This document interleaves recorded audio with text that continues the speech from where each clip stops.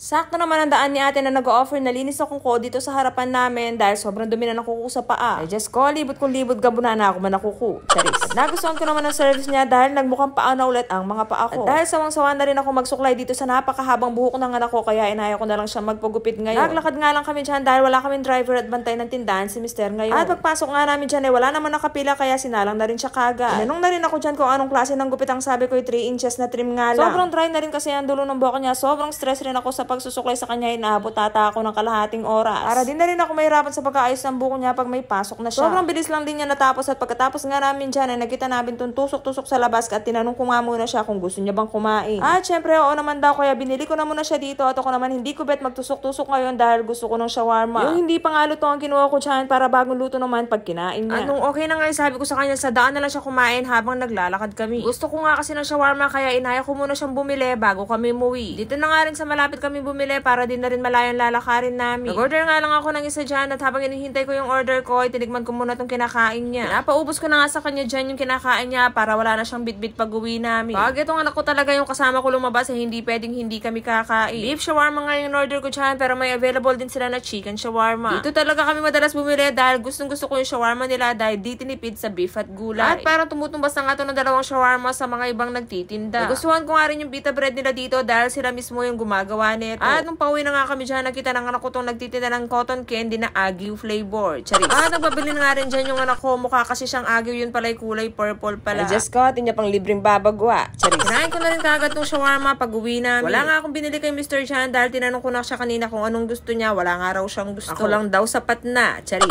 At after ko nga kumain at nakapagsara na rin kami ng tindahan ay nagpahatid kami dito sa Pandayan. Wala ako kasing naalala na kulang pa pala sa kartulina mga gamit sa eskwela ng anak ko. Wala kasi ako mabili na kulay puti sa shopping mall malapit sa amin. Isang puti at isang colored nga ang kailangan niya sa school at pumili na rin ako dyan yung makapal. Kulay yellow nga ang kinuha kong color dyan dahil mas makapal to compare sa iba. Buwan na rin ako dyan ng colored paper dahil kailangan ko ng kulay orange na ipambabalot ko dun sa isang notebook niya. Wala kasing kulay orange yung set na notebook na nabili ko sa kanya kaya naisipan kong ibalot na lang yung isa. Nagtingin-tingin pa nga yung anak ko dyan ang sabi ko naman na wag na muna siyang magpabili dahil sobrang kapos na yung budget ko ngayong August at kumpleto na rin naman yung gamit niya. At nagbayad na rin ako dyan at tinawagan ko na rin si Mr. dahil dun siya naghihintay kina mama. Buti na nga lang may mga upuan dito sa labas kaya umupo muna kami habang hinihintay namin si Mr. At nung dumating na nga siya, pinadiretso ko muna kina mama after namin dito. May kukunin kasi akong t-shirt para sa sinalihan naming fun run bukas. Select ko na nga kagad yung kay Mr. Chan baka kasi hindi magkasya yung size na kinuha ko. 300 pesos nga binayaran namin registration na may kasama na tong bag, t-shirt, headband at mini towel. Next ko naman chinek yung t-shirt ko dyan. Medyo malaki nga lang pero okay lang dahil gusto ko naman na malaking t-shirt. At para sigurado nga pinasukat ko na rin ang t-shirt ni Mr. para kung hindi kasya, hinahapan ko na lang siya ng white t-shirt sa bahay. Kaya hanggang dito na lang muna. See you on my next vlog. Bye!